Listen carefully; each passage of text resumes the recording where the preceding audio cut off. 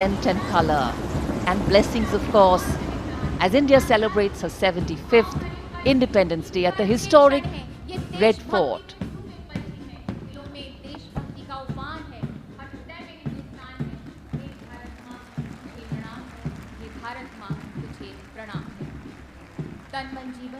स्वाधीनता दिवस समारोह के इतिहास में पहली बार आकाश से पुष्प वर्षा। अखंड एकता के नायक ही नहीं, विश्व एकता के नायक भी हैं, कोटि कोटि जनों के जननायक भी हैं।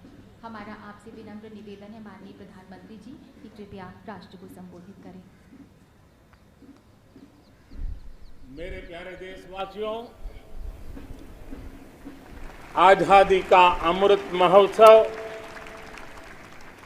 75वें स्वतंत्रता दिवस पर आप सभी को और विश्व भर में भारत को प्रेम करने वाले, लोकतंत्र को प्रेम करने वाले सभी को बहुत बहुत शुभकामनाएं। आज आजादी के अमृत महोत्सव के इस पावन पर्व पर देश अपने सभी स्वतंत्र सेनानियों को राष्ट्र रक्षा में अपने आप को दिन रात खपाने वाले, आहूत करने वाले वीर वीरांगनाओं को आज देश नमन कर रहा है। आजादी को जन आंदोलन बनाने वाले पूज्य बापू हो या आजादी के लिए अपना सब कुछ न्योछावर करने वाले नेताजी सुभाष चंद्र बोस, भगत सिंह, चंद्रशेखर आजाद, बिस्मिल और अशफाक उल्लाह खां जैसे महान क्रांतिवीर हो, झांसी की रानी लक्ष्मीबाई हो, चित्तूर की रानी चेन्नम्मा हो या रानी गाइडिनल्यू हो या असम में मातंगिनी हाजरा का पराक्रम हो, देश के पहला प्रधानमंत्री पंडित नेहरू जी हो, देश को एकजुट राष्ट्र में बदलने वाले सरदार वल्लभ भाई पटेल हो, भारत के भविष्य की दिशा निर्धारित करने वाले, रास्ता तय कराने वाले बाबा साहब आंबेडकर सहित देश हर व्यक्तित्व को आज याद कर रहा है। देश इन सभी महापुरुषों का ऋणी है। भारत तो बहुरत्ना वसुंधरा है और भारत के हर कोने में, हर कालखंड में अनगिनत लोगों ने, जिसके नाम भी शायद इतिहास की तवारीख में नहीं होंगे, ऐसे अनगिनत लोगों ने इस राष्ट्र को बनाया भी है, आगे बढ़ाया भी है। मैं ऐसे हर व्यक्तित्व का वंदन करता हूं, उनका अभिनंदन करता हूं। भारत ने सदियों तक मातृभूमि, संस्कृति और आजादी के लिए संघर्ष किया है। गुलामी की कसक, आजादी की ललक इस देश ने सदियों तक कभी छोड़ी नहीं। जय पराजय आते रहे, लेकिन मन मंदिर में बसी हुई आजादी की आकांक्षा वो कभी खत्म होने नहीं दी। आज इन सभी संघर्ष के पुरोधा, सदियों के संघर्ष के पुरोधा, उन सबको भी प्रणाम करने का वक्त है और वे प्रणाम के हकदार भी है। कोरोना वैश्विक महामारी, इस महामारी में हमारे डॉक्टर, हमारे नर्सेज, हमारे पैरामेडिकल स्टाफ, हमारे सफाई कर्मी वैक्सीन बनाने में जुटे, हमारे वैज्ञानिक हो, सेवा भावना से जुड़े हुए करोड़ों देशवासियों हो, जिन्होंने इस कोरोना के कालखंड में पल पल जन सेवा में समर्पित किया है, वे भी हम सबके वंदन के अधिकारी हैं। आज भी देश के कुछ इलाकों में बाढ़ है, भूस्खलन की हुए हैं, कुछ पीड़ादायक खबरें भी आती रहती हैं। कई क्षेत्रों में लोगों को जिस मुश्किल बढ़ा दी है, ऐसे समय केंद्र सरकार हो, राज्य सरकारें हो, सब उनके साथ मुस्तैदी के साथ खड़ी हुई है। आज इस आयोजन में, ओलंपिक में, भारत के युवा पीढ़ी जिसने भारत का नाम रोशन किया है, ऐसे हमारे एथलीट्स, हमारे खिलाड़ी आज हमारे बीच में हैं। कुछ यहां हैं, कुछ सामने बैठे हैं। मैं आज देशवासियों को, यहां मौजूद है उनको भी, और हिंदुस्तान के कोने कोने में जो इस समारोह में मौजूद है, उन सबको मैं कहता हूं कि हमारे खिलाड़ियों के सम्मान में आइए कुछ पल तालियां बजा करके उनका सम्मान करें। भारत के खेलों का सम्मान, भारत की युवा पीढ़ी का सम्मान, भारत को गौरव दिलाने वाले युवाओं का सम्मान, देश, करोड़ों देशवासी आज तालियों की गड़गड़ाहट के साथ हमारे इन जवानों का, देश की युवा पीढ़ी का गौरव कर रहे हैं, सम्मान कर रहे हैं। एथलीट्स ने विशेष तौर पर हम ये गर्व कर सकते हैं कि उन्होंने हमारा दिल ही नहीं जीता है, लेकिन उन्होंने आने वाली पीढ़ियों को भी, भारत की युवा पीढ़ी को भी प्रेरित करने का बहुत बड़ा काम किया है। मेरे प्यारे देशवासियों, हम आजादी का जश्न मनाते हैं, लेकिन बंटवारे का दर्द आज भी हिंदुस्तान के सीने को छल नहीं करता है। ये पिछली शताब्दी की सबसे बड़ी त्रासदी में से एक थी। आजादी के बाद इन लोगों को बहुत ही जल्द भुला दिया गया। कल ही भारत ने एक भावुक निर्णय लिया है। अब से हर वर्ष 14 अगस्त को विभाजन विभीषिका स्मृति दिवस के रूप में याद किया जाएगा। जो लोग विभाजन के समय अमानवीय हालात से गुजरे, जिन्होंने अत्याचार सहे, जिन्हें सम्मान के साथ अंतिम संस्कार तक नसीब नहीं हुआ, उन लोगों का हमारी स्मृतियों में जीवित रहना भी उतना ही जरूरी है। आजादी के 75वें दिवस, स्वतंत्रता के दिवस पर विभाजन विभीषिका स्मृति दिवस का तय होना ऐसे लोगों को हर भारतवासी की तरफ से आदरपूर्वक श्रद्धांजलि है। मेरे प्यारे देशवासियों, प्रगति पथ पर बढ़ रहे हमारे देश के सामने और विश्व में पूरी मानव जात के सामने कोरोना का ये कालखंड बहुत बड़ी चुनौती के रूप में आया है। भारतवासियों ने बहुत संयम, बहुत धैर्य इसके साथ इस लड़ाई को लड़ा भी है।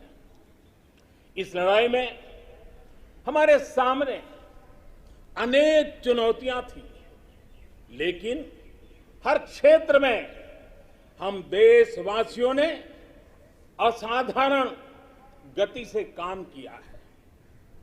हमारे वैज्ञानिकों ने, हमारे उद्यमियों की ताकत का ही ये परिणाम है कि भारत को वैक्सीन के लिए आज किसी और पर, किसी और देश पर हमें निर्भर नहीं होना पड़ा। आप कल्पना कीजिए, पल भर सोचिए, अगर भारत के पास अपनी वैक्सीन नहीं होती तो क्या होता। पोलियो की वैक्सीन पाने में हमारे कितने साल बीत गए थे।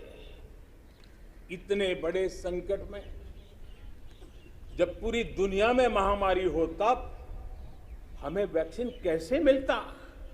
लेकिन भारत को शायद मिलता कि नहीं मिलता और कब मिलता, लेकिन आज गौरव से कह सकते हैं कि दुनिया का सबसे बड़ा वैक्सीनेशन प्रोग्राम हमारे देश में चल रहा है।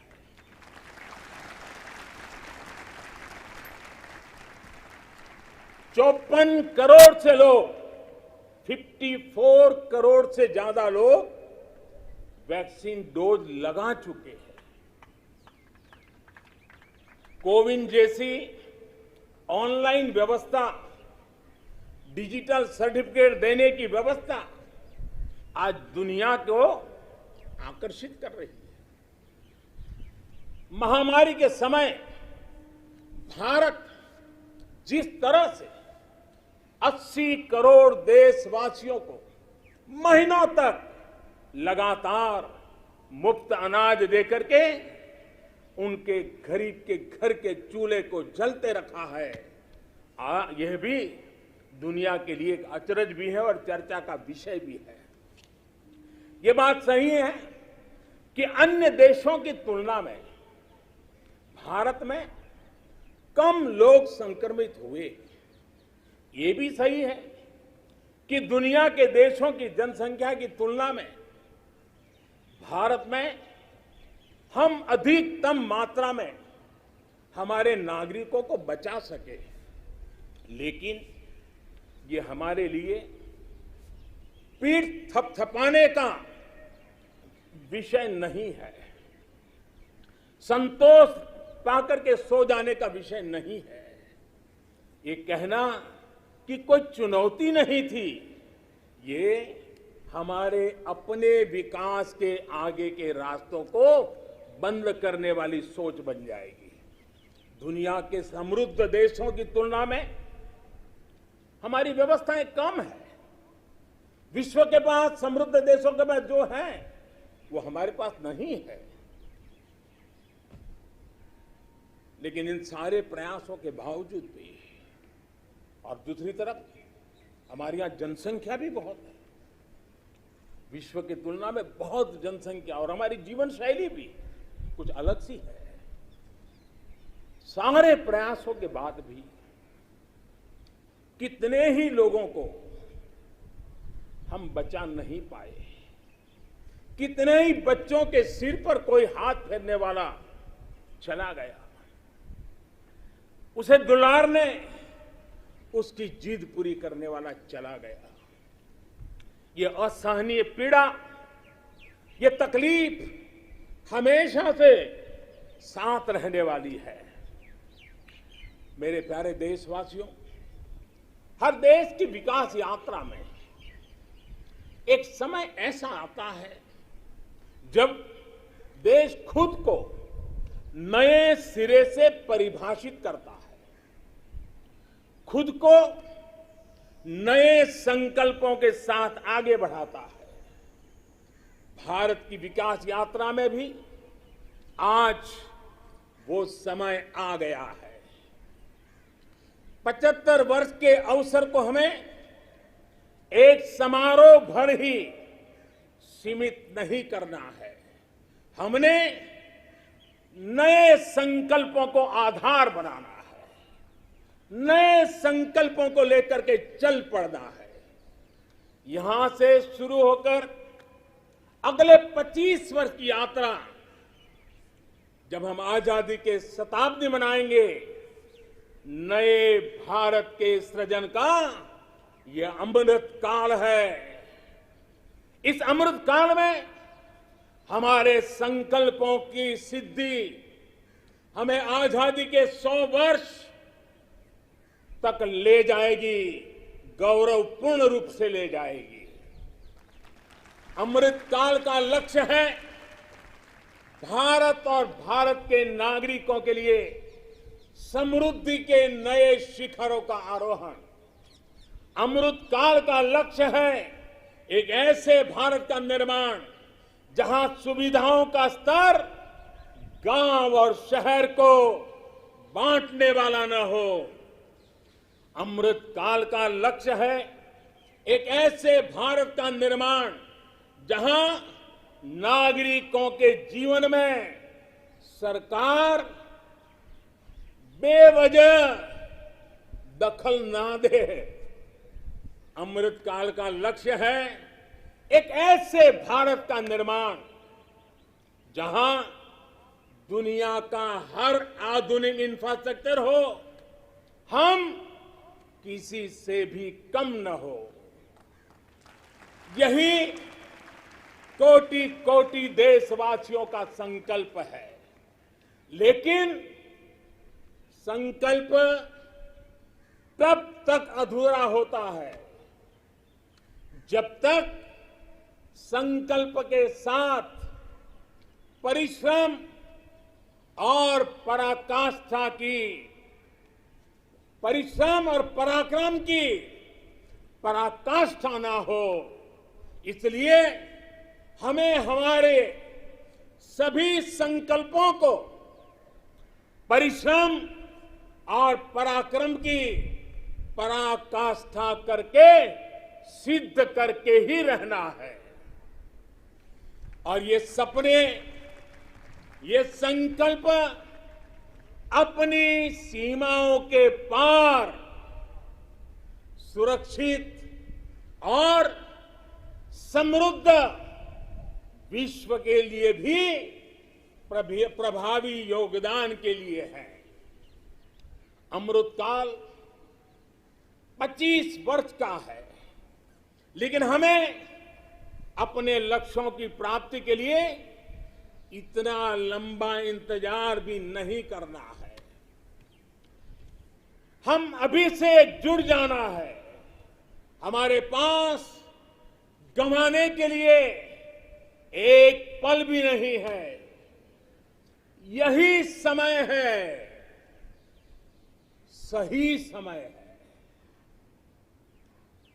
हमारे देश को भी बदलना होगा और हमें एक नागरिक के नाते अपने आप को भी बदलना ही होगा। बदलते हुए युग के अनुकूल हमें भी अपने आप को ढालना होगा। सबका साथ, सबका विकास, सबका विश्वास, इसी श्रद्धा के साथ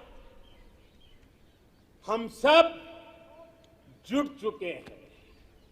लेकिन आज लाल किले की प्राचीर से आह्वान कर रहा हूं, सबका साथ, सबका विकास, सबका विश्वास और अब सबका प्रयास हमारे हर लक्ष्यों की प्राप्ति के लिए बहुत महत्वपूर्ण है। बीते 7 वर्षों में शुरू हुई अनेक योजनाओं का लाभ करोड़ों गरीबों को उनके घर तक पहुंचा है। उज्ज्वला से लेकर आयुष्मान भारत की ये ताकत आज देश का हर गरीब जानता है। आज सरकारी योजनाओं की गति बढ़ी है, वो निर्धारित लक्ष्यों को प्राप्त कर रही है। पहले की तुलना में हम बहुत तेजी से बहुत आगे बढ़े, लेकिन सिर्फ बात यहां पूरी नहीं होती है।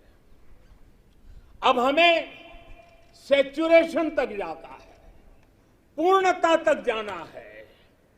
100% गांवों में सड़कें हो, 100% परिवारों के बैंक अकाउंट हो, 100% लाभार्थी को आयुष्मान भारत का कार्ड हो, 100% पात्र व्यक्तियों को उज्ज्वला योजना और गैस कनेक्शन हो, सरकार की बीमा योजना हो, पेंशन योजना हो, आवास योजना से हमें हर उस व्यक्ति को जोड़ना है जो उसके हकदार है। 100% का मूड बना के चलना है। आज तक हमारे यहां कभी उन साथियों के बारे में नहीं सोचा गया जो रेहड़ी लगाते हैं, पटरी पर बैठकर, फुटपाथ पर बैठकर सामान बेचते हैं, ठेला चलाते हैं। हम इन साथियों को स्वनिधि योजना के जरिए बैंकिंग व्यवस्था से जोड़ा जा रहा है। जैसे हमने बिजली 100% घरों तक पहुंचाई, जैसे हमने 100% घरों में शौचालय के निर्माण का प्रामाणिक प्रयास किया, वैसे ही हमें अब योजनाओं के सैचुरेशन का लक्ष्य लेकर के आगे बढ़ना है। और इसके लिए हमें समय सीमा बहुत दूर नहीं रखनी है। हमें कुछ ही वर्षों में अपने संकल्पों को साकार करना है। देश आज हर घर जल मिशन को लेकर के तेजी से काम कर रहा है। मुझे खुशी है कि जल जीवन मिशन के सिर्फ 2 वर्ष में 4.5 करोड़ से ज्यादा परिवारों को नल से जल मिलना शुरू हो गया, पाइप से वाटर मिलना शुरू हो गया है। करोड़ों माता बहनों का आशीर्वाद, यही हमारी पूंजी है। इस 100% का सबसे बड़ा लाभ ये होता है कि सरकारी योजना के लाभ से कोई वंचित नहीं रहता। जब सरकार ये लक्ष्य बनाकर चलती है कि हमें समाज की आखिरी पंक्ति में जो व्यक्ति खड़ा है उस तक पहुंचना है, तो न कोई भेदभाव हो पाता है और न ही भ्रष्टाचार की गुंजाइश रहती है। मेरे प्यारे देशवासियों, देश के हर गरीब, हर व्यक्ति तक पोषण पहुंचाना भी सरकार की प्राथमिकता है।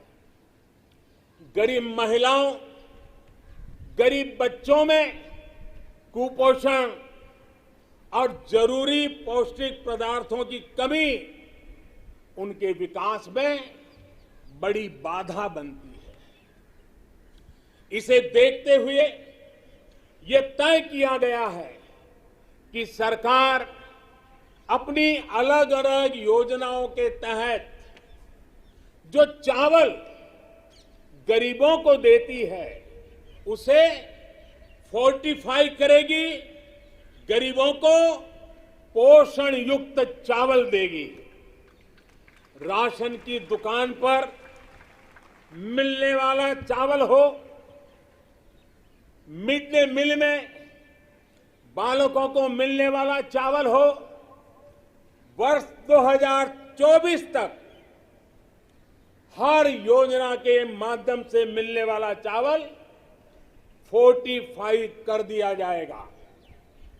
मेरे प्यारे देशवासियों, आज देश में हर गरीब तक बेहतर स्वास्थ्य सुविधा पहुंचाने का अभियान भी तेज गति से चल रहा है।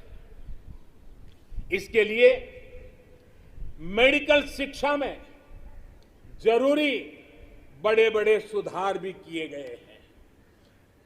प्रिवेंटिव हेल्थ केयर पर भी उतना ही ध्यान दिया गया है।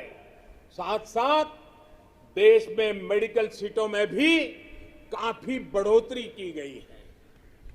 आयुष्मान भारत योजना के तहत देश के गांव-गांव तक क्वालिटी स्वास्थ्य सेवाएं पहुंचाई जा रही है। जन औषधि योजना के माध्यम से गरीब को, मध्यम वर्ग को सस्ती दवाइयां उपलब्ध कराई जा रही है। अभी तक 75,000 से ज्यादा हेल्थ एंड वेलनेस सेंटर्स बनाए जा चुके हैं।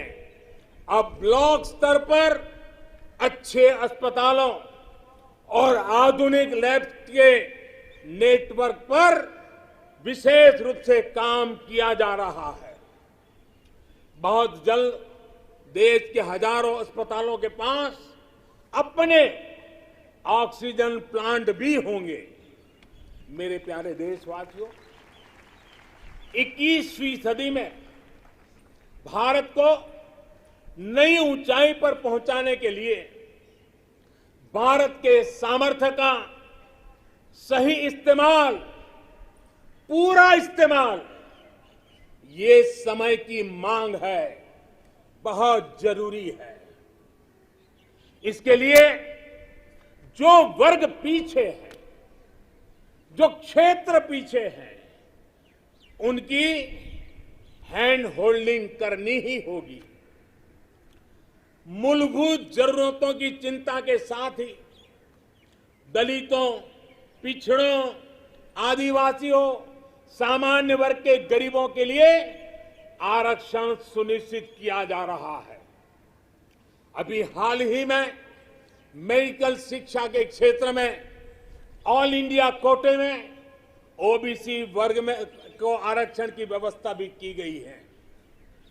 संसद में कानून बनाकर ओबीसी से जुड़ी सूची बनाने का अधिकार राज्यों को दे दिया गया है। मेरे प्यारे देशवासियों, जैसे हम ये सुनिश्चित कर रहे हैं कि समाज की विकास यात्रा में कोई व्यक्ति ना छूटे, कोई वर्ग ना छूटे, वैसे ही देश का कोई भूभाग, देश का कोई कोना भी पीछे नहीं छूटना चाहिए। विकास सर्वांगी होना चाहिए, विकास सर्वस्पर्शी होना चाहिए, विकास सर्वसमावेशक होना चाहिए। देश के ऐसे क्षेत्रों को आगे लाने के लिए पिछले 7 वर्षों में जो प्रयास किए गए हैं, अब उसे और तेजी देने की दिशा में हम आगे बढ़ रहे हैं। हमारा पूर्वी भारत, नॉर्थ ईस्ट, जम्मू कश्मीर, लद्दाख सहित पूरा हिमालय का क्षेत्र हो, हमारी कोस्टल बेल्ट या फिर आदिवासी अंचल हो, ये भविष्य में भारत के विकास का, भारत की विकास यात्रा का बहुत बड़ा आधार बनने वाले हैं। आज नॉर्थ ईस्ट में कनेक्टिविटी का नया इतिहास लिखा जा रहा है। ये कनेक्टिविटी दिलों की भी है और इंफ्रास्ट्रक्चर की भी है। बहुत जल्द नॉर्थ ईस्ट के सभी राज्यों की राजधानियों को रेल सेवा से जोड़ने का काम पूरा होने वाला है। एक्ट ईस्ट पॉलिसी के तहत आज नॉर्थ ईस्ट बांग्लादेश, म्यांमार और दक्षिण पूर्वी एशिया से भी कनेक्ट हो रहा है। बीते वर्षों में जो प्रयास हुए हैं, उसकी वजह से हम नॉर्थ ईस्ट में स्थायी शांति के लिए, श्रेष्ठ भारत के निर्माण के लिए उत्साह अनेक गुना बढ़ा हुआ है।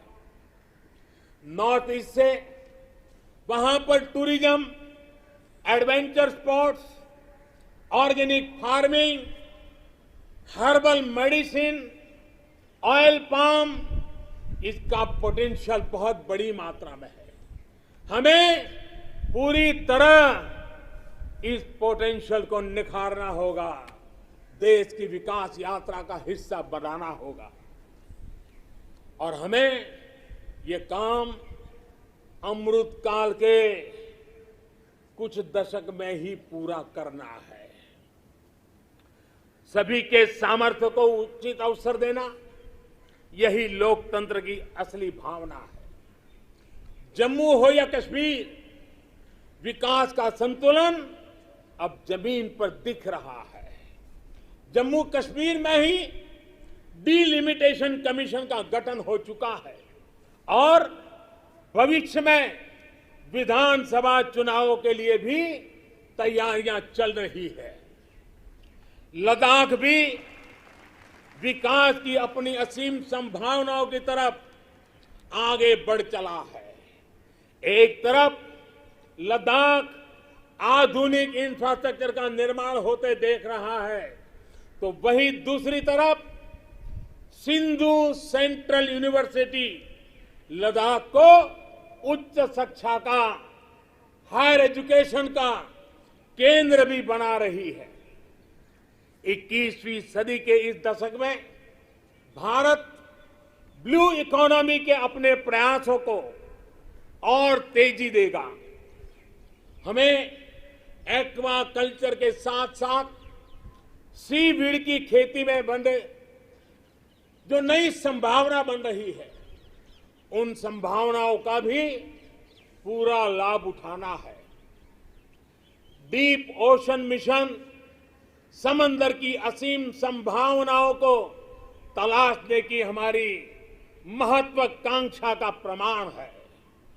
जो खनिज संपदा समंदर के में छिपी हुई है, जो थर्मल एनर्जी समंदर के पानी में है, और वो देश के विकास को नई बुलंदी दे सकती है। देश के जिन जिलों के लिए ये माना गया था कि ये पीछे रह गए, हमने उनकी आकांक्षाओं को भी जगाया है। देश में 110 से अधिक आकांक्षी जिले, एस्पिरेशनल डिस्ट्रिक्ट जिलों में शिक्षा, स्वास्थ्य, पोषण, सड़क, रोजगार से जुड़ी योजनाओं को प्राथमिकता दी जा रही है। इनमें से अनेक जिले हमारे आदिवासी अंचल में हैं। हमने इन जिलों के बीच विकास की एक तंदुरुस्त स्पर्धा का एक उत्साह पैदा किया है। ये आकांक्षी जिले भारत के अन्य जिलों की बराबरी तक पहुंचे, उस दिशा में तेज स्पर्धा चल रही है। मेरे प्यारे देशवासियों, अर्थ जगत में पूंजीवाद और समाजवाद, इसकी चर्चा तो बहुत होती है, लेकिन भारत सहकारवाद पर भी बल देता है। सहकारवाद हमारी परंपरा, हमारी संस्कारों के भी अनुकूल है। सहकारवाद जिसमें जनता जनार्दन की सामूहिक शक्ति का अर्थव्यवस्था की चालक शक्ति के रूप में ड्राइविंग फोर्स बने, ये देश के ग्रास रूट लेवल की इकोनॉमी के लिए एक अहम क्षेत्र है। कोऑपरेटिव ये सिर्फ कानून नियमों की जंजाल वाली एक व्यवस्था नहीं है, बल्कि कोऑपरेटिव एक स्पिरिट है, कोऑपरेटिव एक संस्कार है, एक कोऑपरेटिव एक सामूहिक चलने की मन प्रवृत्ति है। उनका सशक्तिकरण हो, इसके लिए हमने अलग मंत्रालय बनाए कर इस दिशा में कदम उठाया है। और राज्यों के अंदर जो सहकारी क्षेत्र है, उसको जितना ज्यादा बल दे सके, वो बल देने के लिए हमने ये कदम उठाया है। मेरे प्यारे देशवासियों, इस दशक में हमने गांवों में नई अर्थव्यवस्था के निर्माण के लिए पूरी शक्ति लगानी होगी। आज हम अपने गांवों को तेजी से परिवर्तित होते देख रहे हैं। बीते कुछ वर्षों में गांवों तक सड़क और बिजली की सुविधाओं को पहुंचाने के रहे थे, वो पूरा कालखंड हमारा रहा। लेकिन अब गांवों को ऑप्टिकल फाइबर नेटवर्क, डेटा की ताकत पहुंच रही है, इंटरनेट पहुंच रहा है। गांव में भी डिजिटल एंटरप्रेन्योर तैयार हो रहे हैं।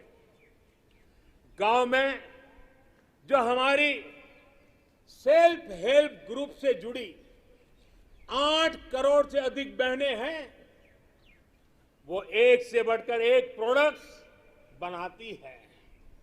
इनके प्रोडक्ट्स को देश में और विदेश में बड़ा बाजार मिले, इसके लिए अब सरकार ई कॉमर्स प्लेटफॉर्म भी तैयार करेगी।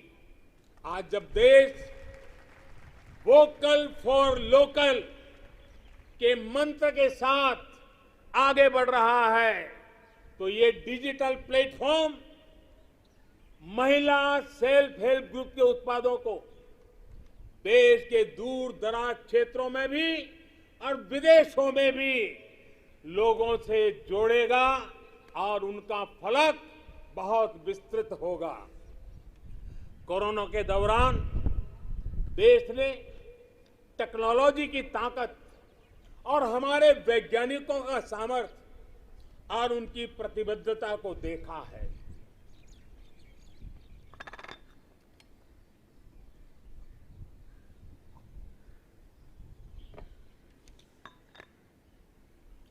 देश के हर क्षेत्र में हमारे वैज्ञानिक बहुत सूझबूझ से काम कर रहे हैं। अब समय आ गया है कि हम अपने कृषि क्षेत्र में भी वैज्ञानिकों की क्षमताओं और उनके सुझावों को भी हमारे एग्रीकल्चर सेक्टर में जोड़ें। अब हम ज्यादा इंतजार नहीं कर सकते हैं और हमें इसका पूरा लाभ भी उठाना है। ये देश को खाद्य सुरक्षा देने के साथ फल, सब्जियां और अनाज का उत्पादन बढ़ाने में बहुत बड़ी मदद मिलेगी और हम विश्व तक पहुंचने के लिए अपने आप को मजबूती से आगे बढ़ाएंगे। इन प्रयासों के बीच हमें कृषि सेक्टर की एक बड़ी चुनौती की भी और ध्यान देना है। ये चुनौती है गांव के लोगों के पास कम होती जमीन। बढ़ती हुई आबादी के साथ परिवार में जो बंटवारे हो रहे हैं, उसकी वजह से किसानों की जमीन छोटी छोटी से छोटी होती जा रही है। देश के 80% से ज्यादा किसान ऐसे हैं जिनके पास 2 हेक्टेयर से भी कम जमीन है। 2 हेक्टेयर से भी कम। पहले जो देश में नीतियां थी, और हम देखें 100 में से 80 किसान, उनके पास 2 हेक्टेयर से भी कम जमीन, यानी देश का किसान एक प्रकार से छोटा किसान है। पहले जो देश में नीतियां बनी, उनमें इन छोटे किसानों को जितनी प्राथमिकता देनी चाहिए थी, उन पर जितना ध्यान केंद्रित करना चाहिए था, वो रह गया। अब देश में इन्हीं छोटे किसानों को ध्यान में रखते हुए कृषि सुधार किए जा रहे हैं, निर्णय लिए जा रहे हैं। फसल बीमा योजना में सुधार हो, एमएसपी को 1.5 गुना करने का बड़ा महत्वपूर्ण निर्णय हो, छोटे किसानों को किसान क्रेडिट कार्ड से सस्ते दर से बैंक से कर्ज मिले, इसकी व्यवस्था हो, सोलर पावर से जुड़ी योजनाएं खेत तक पहुंचाने की बात हो, किसान उत्पादक संगठन हो, ये सारे प्रयास छोटे किसानों की ताकत बढ़ाएंगे। आने वाले समय में ब्लॉक लेवल तक वेयर हाउस की फैसिलिटी क्रिएट करने का भी अभियान चलाया जाएगा। हर छोटे किसानों के छोटे छोटे खर्च को ध्यान में रखते हुए पीएम किसान सम्मान निधि योजना चलाई जा रही है। 10 करोड़ से अधिक किसान परिवारों के बैंक खातों में अब तक 1.5 लाख करोड़ से ज्यादा रकम सीधी उनके खाते में जमा करा दी गई है। छोटा किसान अब हमारे लिए, हमारा मंत्र है, हमारा संकल्प है, छोटा किसान बने देश की शान। छोटा किसान बने देश की शान, ये हमारा सपना है। आने वाले वर्षों में हमें देश के छोटे किसानों की सामूहिक शक्ति को और बढ़ाना होगा, नई सुविधाएं देनी होगी। आज देश के 70 से ज्यादा रेल रूटों पर किसान रेल चल रही है। किसान रेल छोटे किसानों को अपने उत्पाद का कम कीमत, ट्रांसपोर्टेशन का खर्चा कम हो, इस पर दूर दराज के इलाकों में वो इस आधुनिक सुविधा के साथ अपने उत्पाद पहुंचा सकता है। कमलम हो या शाही लीची, भूत जलोकिया मिर्च हो या काला चावल या हल्दी, अनेकों उत्पाद अब दुनिया के अलग अलग देशों में भेजे जा रहे हैं। आज देश को खुशी होती है जब भारत की मिट्टी में पैदा हुई चीजों की सुगंध दुनिया के अलग अलग देशों तक पहुंच रही है। भारत के खेत से निकली सब्जियां और खाद्यान्न से आज दुनिया का टेस्ट बन रहा है। मेरे प्यारे देशवासियों, कैसे आज गांवों के सामर्थ्य को बढ़ाया जा रहा है, उसका एक उदाहरण है स्वामित्व योजना। हम सब जानते हैं कि गांवों में जमीन की कीमत का क्या हल होता है। जमीन पर उनको बैंकों से कोई कर्ज नहीं मिलता है, खुद जमीन के मालिक होने के बावजूद भी, क्योंकि गांव में जमीनों के कागज पर कई पीढ़ियों से कोई काम नहीं हुआ है। लोगों के पास इसकी व्यवस्था नहीं है। इस स्थिति को बदलने का काम आज स्वामित्व योजना कर रही है। आज गांव-गांव हर एक घर की, हर जमीन की ड्रोन के जरिए मैपिंग हो रही है। गांव की जमीनों के डेटा और संपत्ति के कागज ऑनलाइन अपलोड हो रहे हैं।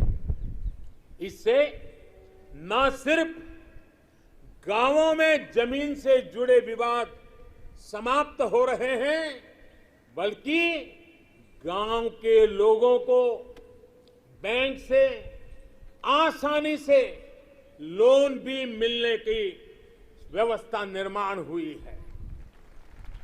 गांव गरीब की जमीनें विवाद का नहीं, विकास का आधार बने। देश आज उस दिशा में बढ़ रहा है।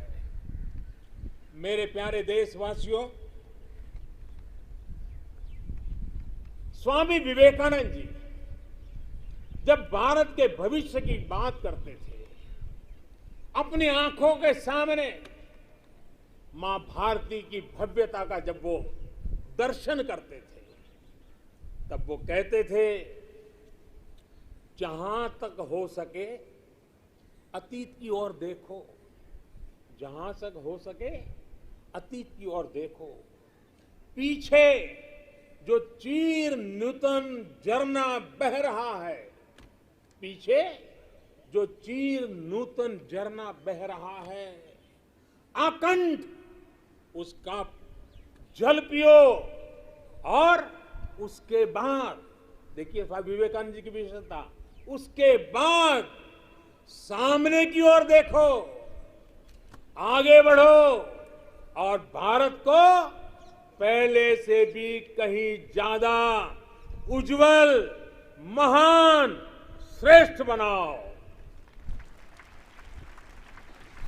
आजादी के 75वें वर्ष में हमारा दायित्व है कि अब हम देश के असीम सामर्थ्य पर विश्वास करते हुए आगे बढ़े। हमें मिलकर काम करना होगा नेक्स्ट जनरेशन इंफ्रास्ट्रक्चर के लिए। हमें मिलकर काम करना होगा वर्ल्ड क्लास मैन्युफैक्चरिंग के लिए। हमें मिलकर काम करना होगा कटिंग एज इनोवेशंस के लिए। हमें मिलकर काम करना होगा न्यू एज टेक्नोलॉजी के लिए।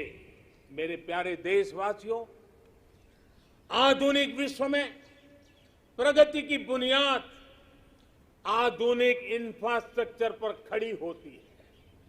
ये मध्यम वर्ग की आवश्यकताओं, आकांक्षाओं की भी पूर्ति करते हैं। कमजोर इंफ्रास्ट्रक्चर का बहुत बड़ा नुकसान विकास की गति को भी होता है, शहरी मध्यम वर्ग को भी होता है। मेरे प्यारे देशवासियों, इसी बात को समझते हुए जल, थल, नभ हर क्षेत्र में देश ने असाधारण स्पीड और स्केल पर काम करके दिखाया है।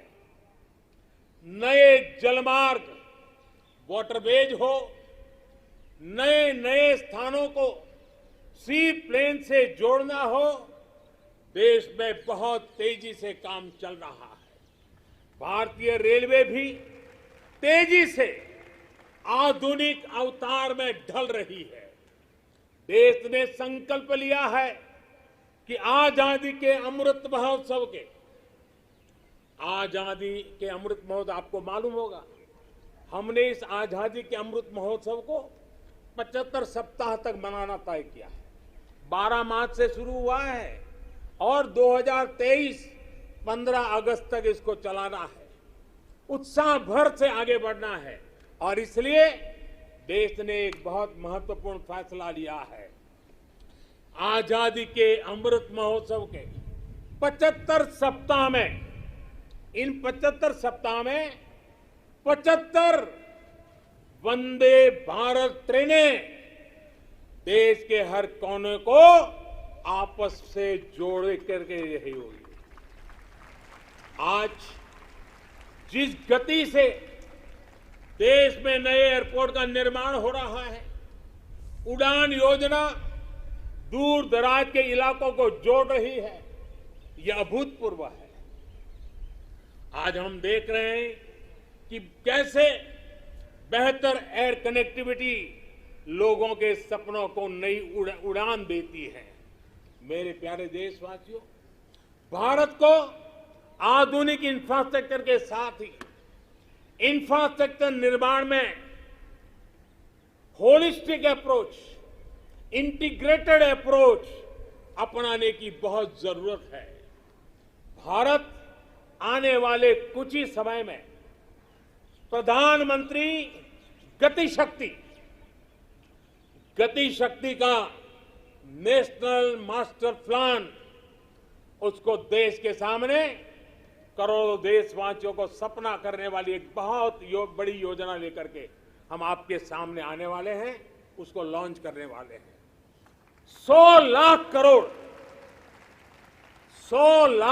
करोड़ से भी अधिक की योजना लाखों नौजवानों के लिए रोजगार के नए अवसर लेकर के आने वाली है। गति शक्ति हमारे देश के लिए एक ऐसा नेशनल इंफ्रास्ट्रक्चर मास्टर प्लान होगा जो होलिस्टिक इंफ्रास्ट्रक्चर की नींव रखेगा, हमारी इकोनॉमी को एक इंटीग्रेटेड और होलिस्टिक पाथवे देगा। अभी हम देखते हैं कि हमारे ट्रांसपोर्ट के साधनों में कोई तालमेल नहीं होता। गति शक्ति साइलोस को तोड़ेगी। भविष्य के रास्ते से हम इन सब रोड़ों को, जितनी कठिनाइयां हैं, उनको हटाएगी। इससे सामान्य मानकीय के लिए ट्रैवल टाइम में कमी आएगी और हमारी इंडस्ट्री की प्रोडक्टिविटी और भी बढ़ेगी। गति शक्ति हमारे लोकल मैन्युफैक्चरर्स को ग्लोबली कॉम्पिटिटिव करने में भी बहुत बड़ी मदद करेगी और इससे फ्यूचर इकोनॉमिक जोन्स के निर्माण की नई संभावनाएं भी विकसित होगी। अमृतकाल के इस दशक में गति की शक्ति भारत के कायाकल्प का आधार बनेगी। मेरे प्यारे देशवासियों, विकास के पथ पर आगे बढ़ते हुए भारत को अपनी मैन्युफैक्चरिंग और एक्सपोर्ट दोनों को बढ़ाना होगा। आपने देखा है, अभी कुछ दिन पहले ही भारत ने अपने पहले स्वदेशी एयरक्राफ्ट कैरियर आईएनएस विक्रांत को समुद्र में ट्रायल के लिए उतारा है। भारत आज अपना लड़ाकू विमान बना रहा है, अपनी सबमरीन बना रहा है। गगनयान भी अंतरिक्ष में भारत का परचम लहराने के लिए तैयार हो रहा है। ये स्वदेशी मैन्युफैक्चरिंग में हमारे सामर्थ्य को उजागर करता है। कोरोना के बाद उभरी नई आर्थिक परिस्थितियों में मेक इन इंडिया को स्थापित करने के लिए देश ने प्रोडक्शन लिंक इंसेंटिव्स को भी घोषणा की है। इस स्कीम से जो बदलाव आ रहा है, उसका उदाहरण इलेक्ट्रॉनिक मैन्युफैक्चरिंग सेक्टर से है। 7 साल पहले हम लगभग $8 बिलियन के मोबाइल फोन इंपोर्ट यानी आयात करते थे। अब इंपोर्ट तो बहुत ज्यादा घटी है। आज हम $3 बिलियन के मोबाइल फोन एक्सपोर्ट भी कर रहे हैं।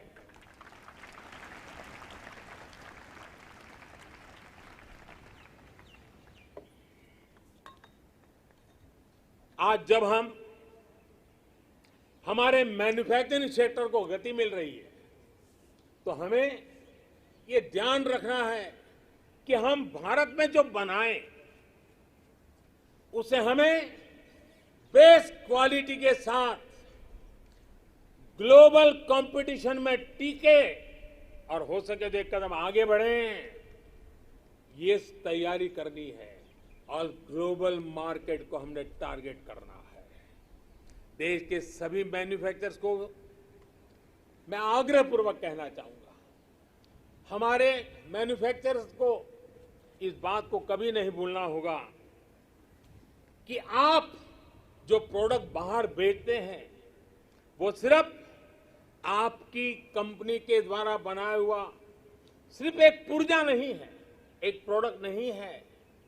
उसके साथ भारत की पहचान जुड़ी होती है, भारत की प्रतिष्ठा जुड़ी होती है, भारत के कोटि कोटि लोगों का विश्वास जुड़ा होता है। मेरे प्यारे देशवासियों, मैं इसलिए मैन्युफैक्चरर्स को कहता हूं, आपका हर एक प्रोडक्ट भारत का ब्रांड एम्बेसडर है। जब तक वो प्रोडक्ट इस्तेमाल में ले आया जाता रहेगा, उसे खरीदने वाला कहेगा, बड़े गर्व से कहेगा, सीना तान करके कहेगा, हाँ ये मेड इन इंडिया है। ये मिजाज चाहिए। अब आपके मन में दुनिया के मार्केट में छा जाने का सपना होना चाहिए। इस सपने को पूरा करने के लिए सरकार हर तरह से आपके साथ खड़ी है। मेरे प्यारे देशवासियों, आज देश के अलग अलग सेक्टर्स और देश के छोटे शहरों में भी टियर 2, टियर 3 सिटीज में भी नए नए स्टार्टअप बन रहे हैं। उनकी भारतीय प्रोडक्ट्स को अंतर्राष्ट्रीय बाजार में जाने में बड़ी भूमिका भी है। सरकार अपने इन स्टार्टअप्स के साथ पूरी ताकत के साथ खड़ी है। उन्हें आर्थिक मदद देना हो, टैक्स में छूट देना हो, उनके लिए नियमों को सरल बनाना हो, सब कुछ किया जा रहा है। हमने देखा है कोरोना के इस कठिन काल में ही हजारों नए स्टार्टअप्स उभर करके आए हैं। बड़ी सफलता से वे आगे बढ़ रहे हैं। कल के स्टार्टअप आज के यूनिकॉर्न बन रहे हैं। इनकी मार्केट वैल्यू हजारों करोड़ रुपए तक पहुंच रही है। ये देश में नए प्रकार के वेल्थ क्रिएटर्स हैं। ये अपने यूनिक आइडियाज की शक्ति से अपने पैरों पर खड़े हो रहे हैं, आगे बढ़ रहे हैं और दुनिया को छा जाने का सपना लेकर के चल रहे हैं। इस दशक में भारत के स्टार्टअप इकोसिस्टम, इसको हम पूरी दुनिया में सर्वश्रेष्ठ बनाएं। हमें इस दिशा में काम करना है, हमें रुकना नहीं है। मेरे प्यारे देशवासियों, बड़े परिवर्तन लाने के लिए, बड़े रिफॉर्म के लिए राजनीतिक इच्छा शक्ति, पॉलिटिकल विल की जरूरत होती है। आज दुनिया देख रही है कि भारत में राजनीतिक इच्छा शक्ति की कोई कमी नहीं है।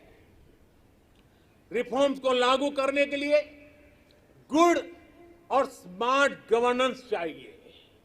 आज दुनिया इस बात की भी साक्षी है कि कैसे भारत अपने यहां गवर्नेंस का नया अध्याय लिख रहा है। अमृत काल के इस दशक में हम नेक्स्ट जनरेशन रिफॉर्म्स को, और उसमें हमारी प्राथमिकता होगी नागरिकों को जो कुछ मिलना चाहिए, जो सर्विस डिलीवरी है, वो लास्ट माइल तक, लास्ट व्यक्ति तक सीमलेसली, बिना झिझक, बिना कठिनाई से उसको पहुंचे। देश के समग्र विकास के लिए लोगों के जीवन में सरकार और सरकारी प्रक्रियाओं का बेवजह दखल समाप्त करना ही होगा। पहले के समय सरकार खुद ही ड्राइविंग सीट पर बैठ गई थी। ये उस समय की शायद मांग रही होगी, लेकिन अब समय बदल चुका है। बीते 7 वर्षों में देश में इसके लिए प्रयास भी बढ़ा है कि देश के लोगों को अनावश्यक कानूनों के जाल, अनावश्यक प्रक्रियाओं के जाल से मुक्ति दिलाए जाए।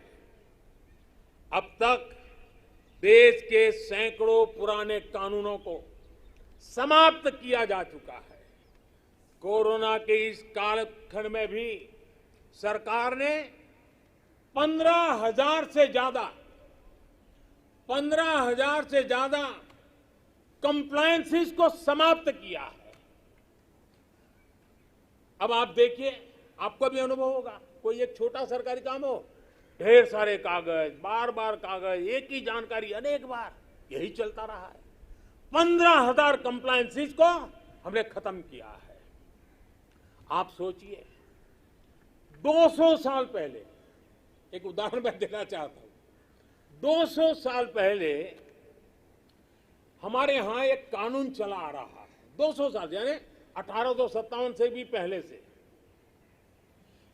जिसकी वजह से देश के नागरिक को मैपिंग यानी नक्शा बनाने की स्वतंत्रता नहीं थी। अब विचार कीजिए, 1857 से चल रहा है। नक्शा बनाना है तो सरकार को पूछिए, नक्शा किसी किताब में छापना है तो सरकार से पूछिए, नक्शा खो जाने पर गिरफ्तारी का भी उसमें प्रावधान है। आजकल हर फोन में मैप का ऐप है। सैटेलाइट की इतनी ताकत है कि फिर ऐसे कानूनों का बोझ सिर पर लेकर देश को आगे कैसे बढ़ाएंगे हम। कंप्लायंसेस का ये बोझ उतरना बहुत जरूरी है। मैपिंग की बात हो, स्पेस की बात हो, इंफॉर्मेशन टेक्नोलॉजी की बात हो, बीपीओ की बात हो, जैसे अनेक सेक्टरों में बहुत सारे रेगुलेशंस को हमने समाप्त कर दिया है। मेरे प्यारे देशवासियों, बेवजह कानूनों की जकड़ से मुक्ति, ईज ऑफ लिविंग, साथ साथ ईज ऑफ डूइंग बिजनेस, दोनों के लिए बहुत ही जरूरी है। हमारे देश के उद्योग और व्यापार आज इस बदलाव को महसूस कर रहे हैं। आज दर्जनों श्रम कानून सिर्फ 4 कोड में समा चुके हैं। टैक्स से जुड़ी व्यवस्थाओं को भी अब आसान और फेसलेस किया गया है। इस तरह के रिफॉर्म सिर्फ सरकार तक सीमित ना रहे, बल्कि ग्राम पंचायत और नगर निगमों, नगर पालिकाओं तक पहुंचे। इस पर देश की हर व्यवस्था को मिलकर के काम करना होगा। मैं जो आह्वान कर रहा हूं और बड़े आग्रह से कर रहा हूं, केंद्र हो या राज्य, सभी के विभागों से मैं कह रहा हूं, सभी सरकारी कार्यालयों से कह रहा हूं, अपने यहां नियमों प्रक्रियाओं की समीक्षा का अभियान चलाइए। हर वो नियम, हर वो प्रक्रिया जो देश के लोगों के सामने बाधा बनकर, बोझ बनकर खड़ी हुई है, उसे हमें दूर करना ही होगा। मुझे पता है जो ये 70-75 साल में जमा हुआ है वो एक दिन में या एक साल में नहीं जाएगा, लेकिन मन बनाकर काम शुरू करेंगे तो हम ऐसा जरूर कर पाएंगे। मेरे प्यारे देशवासियों, इसी सोच के साथ सरकार ने ब्यूरोक्रेसी में पीपल सेंट्रिक अप्रोच बढ़ाने, एफिशिएंसी बढ़ाने के लिए सरकार ने मिशन कर्मयोगी और कैपेसिटी बिल्डिंग कमीशन की शुरुआत भी की है। मेरे प्यारे देशवासियों, कौशल और सामर्थ्य से भरे, अपनी मिट्टी के लिए कुछ कर गुजरने की भावना से भरे नौजवानों को तैयार करने में बड़ी भूमिका होती है। किसकी होती है? बड़ी भूमिका होती है हमारी शिक्षा की, हमारी शिक्षा व्यवस्था की, हमारी शिक्षा परंपरा की। आज देश के पास 21वीं सदी की जरूरतों को पूरा करने वाली नई राष्ट्रीय शिक्षा नीति भी है। अब हमारे बच्चे ना कौशल की कमी के कारण रुकेंगे और ना ही भाषा की सीमा में बंधेगी। दुर्भाग्य से हमारे देश में भाषा को लेकर एक बड़ा विभाजन पैदा हो गया है। भाषा की वजह से हमने देश के बहुत बड़े टैलेंट को पिंजरे में बांध दिया है।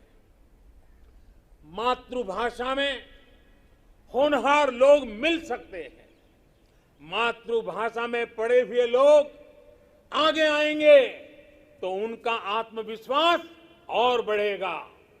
जब गरीब की बेटी, गरीब का बेटा मातृभाषा में पढ़कर प्रोफेशनल बनेंगे तो उनके सामर्थ्य के साथ न्याय होगा। नई राष्ट्रीय शिक्षा नीति में गरीबी के खिलाफ लड़ाई का साधन भाषा है, ऐसा मैं मानता हूं। ये नई राष्ट्रीय शिक्षा नीति भी एक प्रकार से गरीबी के खिलाफ लड़ाई का एक बहुत बड़ा शस्त्र बनकर के काम आने वाला है। गरीबी से जंग जीतने का आधार भी मातृभाषा की शिक्षा है, मातृभाषा की प्रतिष्ठा है, मातृभाषा का महात्म्य है। देश ने देखा है खेल के मैदान में, और हम अनुभव कर रहे हैं, खेल के मैदान में भाषा रुकावट नहीं बनी, और उसका परिणाम देखा है कि युवा हमारे खिलने लगे हैं, खेल भी रहे हैं, खिल भी रहे हैं। अब ऐसा ही जीवन के अन्य मैदानों में भी होगा। नई राष्ट्रीय शिक्षा नीति, उसकी एक और विशेष बात है, इसमें स्पोर्ट्स को एक्स्ट्रा करिकुलर के जगह मेन स्ट्रीम पढ़ाई का हिस्सा बनाया गया है। जीवन को आगे बढ़ाने में जो भी प्रभावी माध्यम है, उनमें एक स्पोर्ट्स भी है। जीवन में संपूर्णता के लिए जीवन में खेलकूद होना, स्पोर्ट्स होना बहुत आवश्यक है। एक समय था जब खेलकूद की मुख्य धारा नहीं समझा जाता था। मां बाप भी बच्चों से कहते थे कि खेलते ही रहोगे तो जीवन बर्बाद कर लोगे। अब देश में फिटनेस को लेकर, स्पोर्ट्स को लेकर एक जागरूकता आई है। इस बार ओलंपिक में भी हमने देखा है, हमने अनुभव किया है, ये बदलाव हमारे देश के लिए एक बहुत बड़ा टर्निंग पॉइंट है।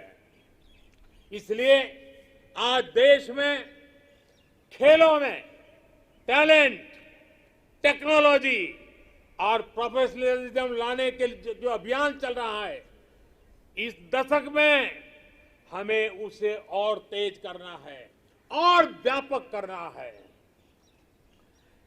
ये देश के लिए गौरव की बात है कि शिक्षा हो या खेल, बोर्ड्स के नतीजे हो या ओलंपिक का मैदान, हमारी बेटियां आज अभूतपूर्व प्रदर्शन कर रही है। आज भारत की बेटियां अपना स्पेस लेने के लिए आतुर है। हमें यह सुनिश्चित करना है कि हर कैरियर और कार्य क्षेत्र में महिलाओं की समान सहभागिता हो। हमें यह सुनिश्चित करना है कि सड़क से लेकर वर्क प्लेस तक में हर जगह पे महिलाओं में सुरक्षा का एहसास हो, सम्मान का भाव हो। इसके लिए देश के शासन प्रशासन को, पुलिस और न्याय व्यवस्था को, नागरिकों को अपनी 100% जिम्मेदारी निभानी है। इस संकल्प को हमें आजादी के 75 साल का संकल्प बनाना है। आज मैं खुशी देशवासियों से साझा कर रहा हूं। मुझे लाखों बेटियों के संदेश मिलते थे कि वो भी सैनिक स्कूल में पढ़ना चाहती हैं। उनके लिए भी सैनिक स्कूलों के दरवाजे खोले जाएं। 2-2.5 साल पहले मिजोरम के सैनिक स्कूल में पहली बार बेटियों को प्रवेश देने का हमने एक छोटा सा प्रयोग प्रारंभ किया था।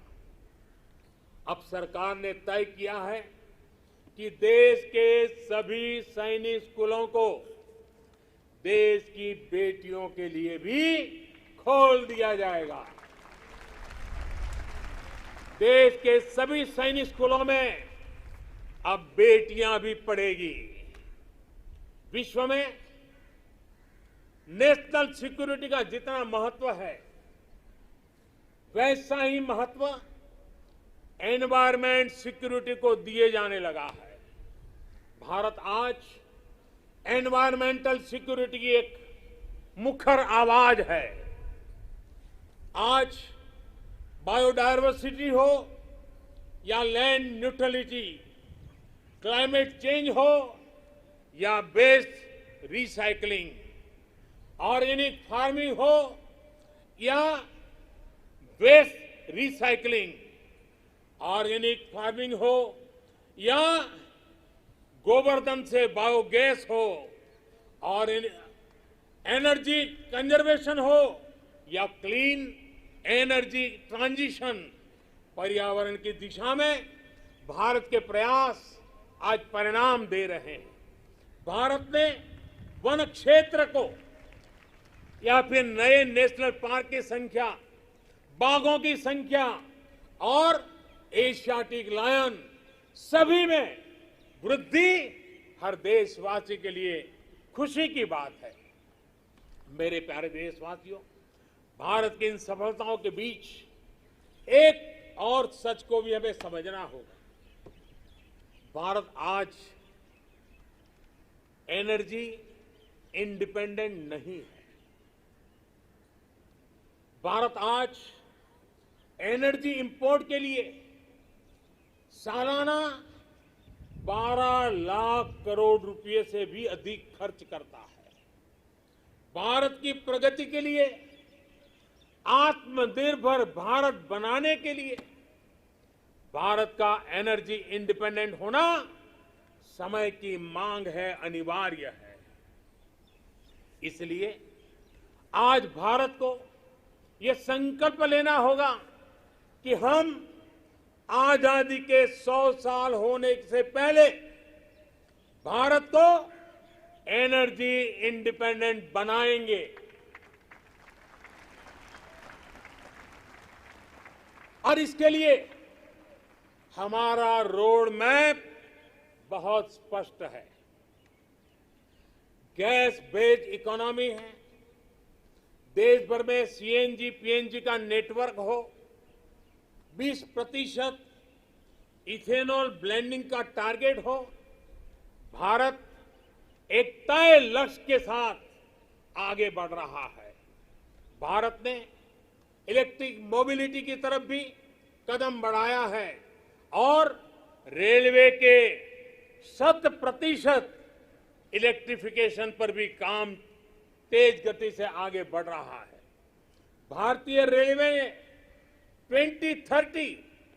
2030 तक नेट जीरो कार्बन एमिटर बनने का लक्ष्य रखा है। इन सारे प्रयासों के साथ ही देश मिशन सर्कुलर इकोनॉमी इस पर भी बल दे रहा है। हमारी व्हीकल स्क्रैप पॉलिसी इसका एक बड़ा उदाहरण है।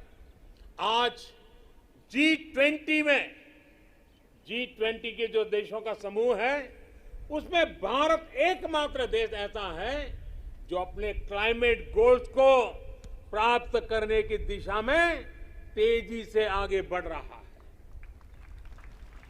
भारत ने इस दशक के अंत तक रिन्यूएबल एनर्जी के 450 गीगावाट का लक्ष्य तय किया है। 2030 तक 450 गीगावाट। इसमें से 100 गीगावाट के लक्ष्य को भारत ने तय समय से पहले हासिल कर लिया है। हमारे ये प्रयास दुनिया को भी एक भरोसा दे रहे हैं। ग्लोबल स्टेज पर इंटरनेशनल सोलर अलायंस का गठन इसका बड़ा उदाहरण है।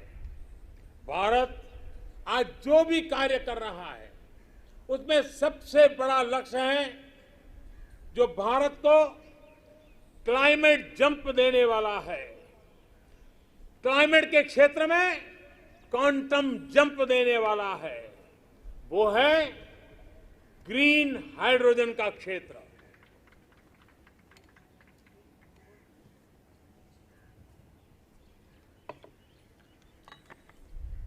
ग्रीन हाइड्रोजन के क्षेत्र के लक्ष्य की प्राप्ति के लिए मैं आज इस तिरंगे की साक्षी में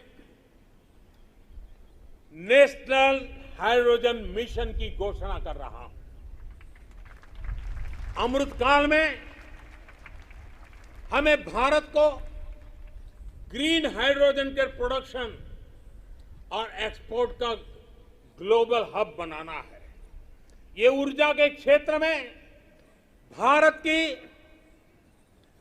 एक नई प्रगति उसको आत्मनिर्भर बढ़ाएगा और पूरे विश्व में क्लीन एनर्जी ट्रांजिशन की नई प्रेरणा भी बनेगा।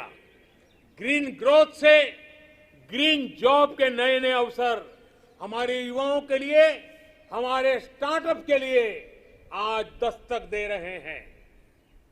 मेरे प्यारे देशवासियों, 21वीं सदी का आज का भारत बड़े लक्ष्य गढ़ने और उन्हें प्राप्त करने का सामर्थ्य रखता है।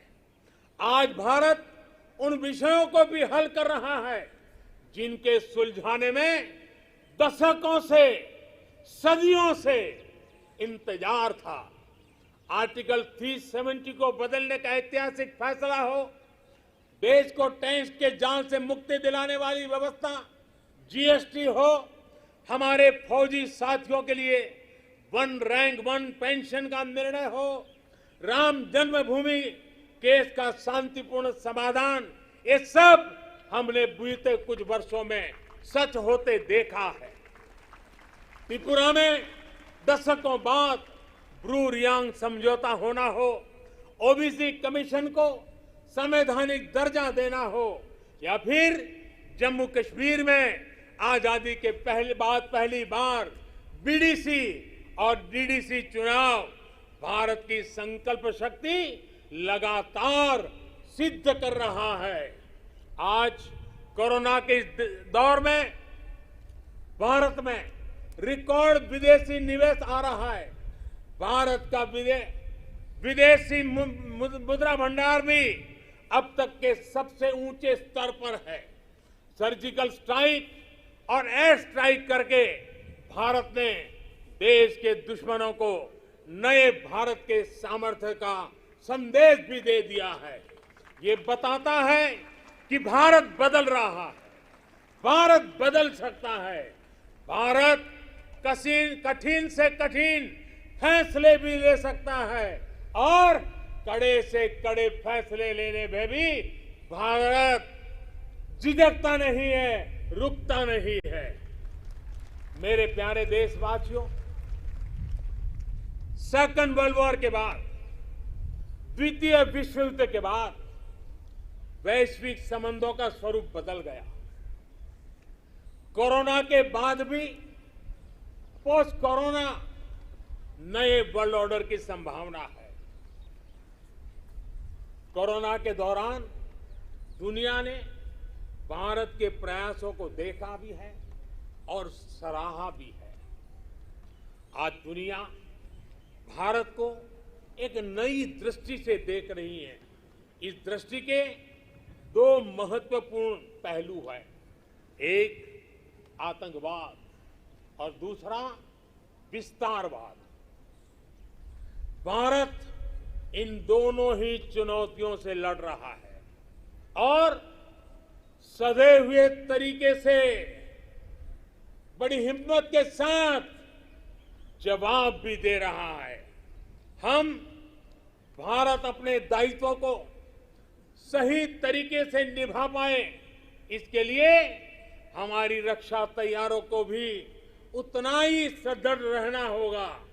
रक्षा के क्षेत्र में देश को आत्मनिर्भर बनाने, भारत की कंपनियों को प्रोत्साहित करने के लिए, हमारे मेहनती उद्यमियों को नए अवसर उपलब्ध कराने के लिए हमारे प्रयास निरंतर जारी है।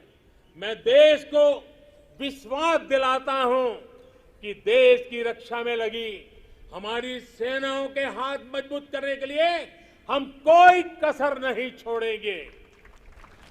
मेरे प्यारे देशवासियों, आज देश के महान विचारक श्री अरविंदो की जन्म जयंती भी है।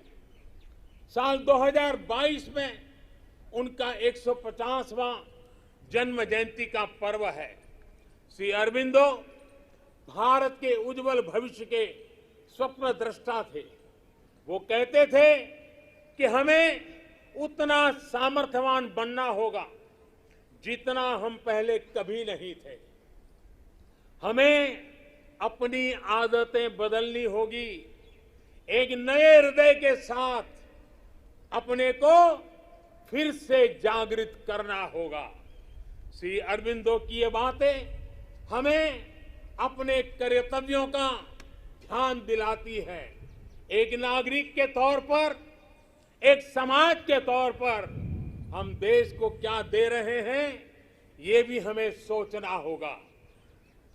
हमने अधिकारों को हमेशा महत्व दिया है। उस कालखंड में उसकी जरूरत भी रही है, लेकिन अब हमें कर्तव्यों को सर्वोपरि बनाना है, सर्वोपरि रखना है।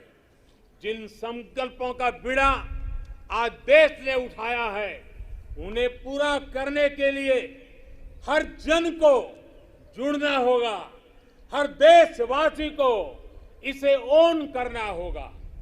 देश के जल संरक्षण का अभियान शुरू किया है तो हमारा कर्तव्य है पानी बचाने को अपनी आदत से जोड़ना।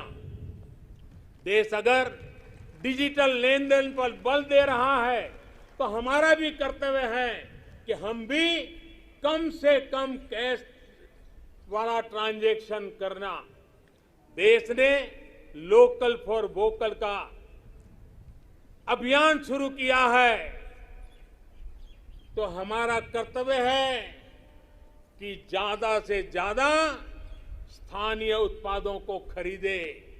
देश के प्लास्टिक मुक्त भारत की जो हमारी कल्पना है, हमारा कर्तव्य है कि सिंगल यूज प्लास्टिक को इस्तेमाल पूरी तरह हमें रोकना होगा। ये हमारे ही कर्तव्य है कि हम अपनी नदियों में गंदगी न डालें, अपने समंदर के किनारों को स्वच्छ रखें। हमें स्वच्छ भारत मिशन को भी एक और नए मुकाम तक पहुंचाना है। आज जब देश आजादी के 75 वर्ष के उपलक्ष्य में आजादी का अमृत महोत्सव मना रहा है तो हमें इस आयोजन से जुड़ना भी, उसके में बढ़ चढ़ करके हिस्सा लेना, संकल्पों को बार बार जगाते रहना, ये हम सबका कर्तव्य है। अपने स्वाधीनता संग्राम को ध्यान में रखते हुए आप जो भी करेंगे, जो भी अमृत की बूंद की तरह अवश्य पवित्र होगा और कोटि कोटि भारतीयों के प्रयास से बना ये अमृत कुंभ आने वाले वर्षों के लिए प्रेरणा बनकर उत्साह जगाएगा।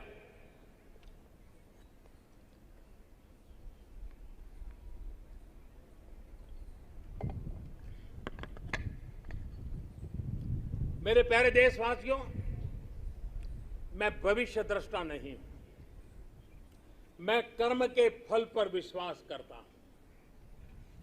मेरा विश्वास है मेरे देश के युवाओं पर, मेरा विश्वास है देश की बहनों पर, देश की बेटियों पर, देश के किसानों पर, देश के प्रोफेशनल्स पर। ये कैन डू जनरेशन है, कैन डू जनरेशन है। ये हर लक्ष्य हासिल कर सकती है। मुझे विश्वास है कि जब 2047 आजादी का स्वर्णिम उत्सव, आजादी के 100 साल होंगे, जो भी प्रधानमंत्री होगा, आज से 25 साल के बाद जो भी प्रधानमंत्री होंगे, वो जब झंडारोहण करते होंगे तो मैं आज विश्वास से कहता हूं, वो अपने भाषण में जिन सिद्धियों का वर्णन करेंगे, वो सिद्धियां वही होगी जो आज देश संकल्प कर रहा है। ये मेरा विजय का विश्वास है। आज मैं जो संकल्प रूप में बोल रहा हूं, वो 25 साल के बाद जो भी ध्वजारोहण करते होंगे वे सिद्धि के रूप में बोलेंगे, देश सिद्धि के रूप में उसका गौरव गान करता होगा। जो आज देश के युवा हैं वो उस समय भी देखेंगे कि देश ने कैसे ये कमाल करके दिखाया है।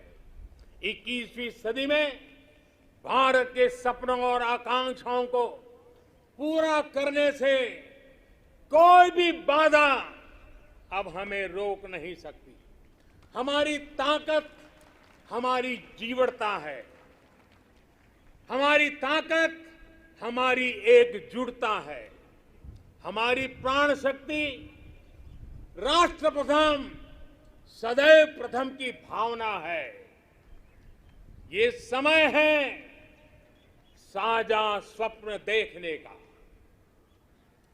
ये समय है साझा संकल्प करने का, ये समय है साझा प्रयत्न करने का और यही समय है हम विजय की ओर बढ़ चले। और इसलिए मैं फिर कहता हूं,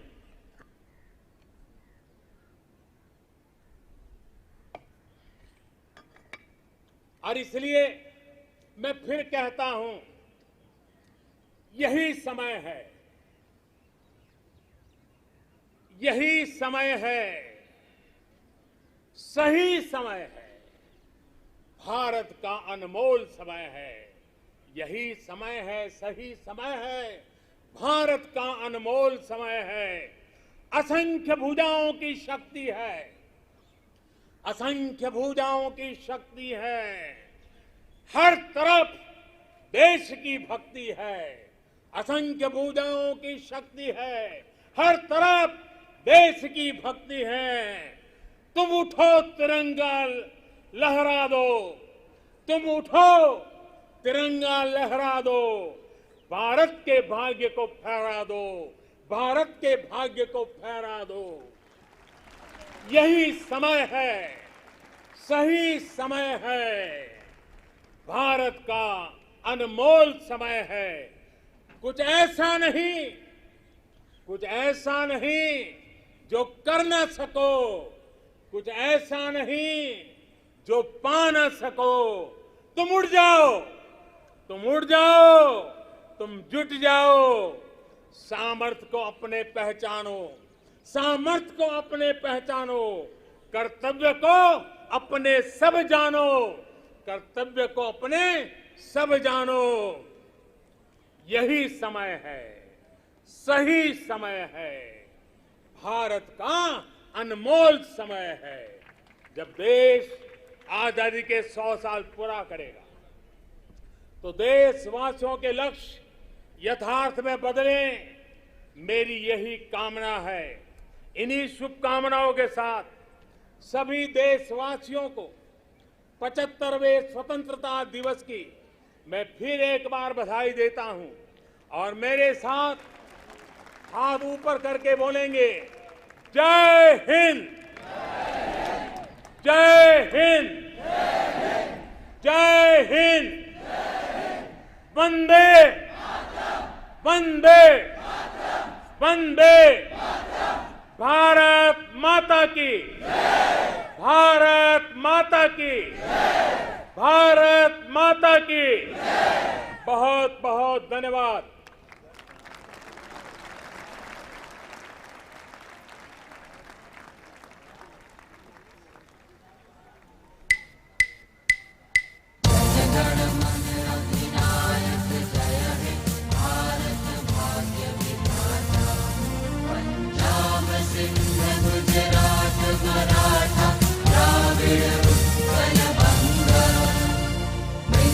Himachal Yamuna Ganga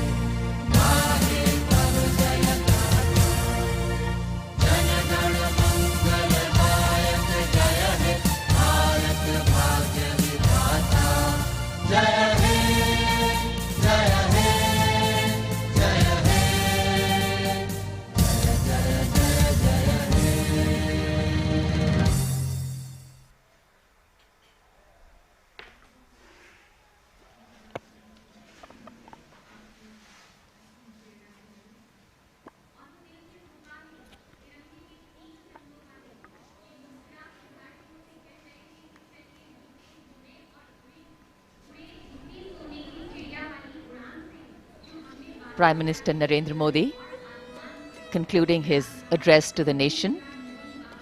And there we see the release of hundreds of balloons in the colors of the national flag. And as the light blue of the sky welcomes the color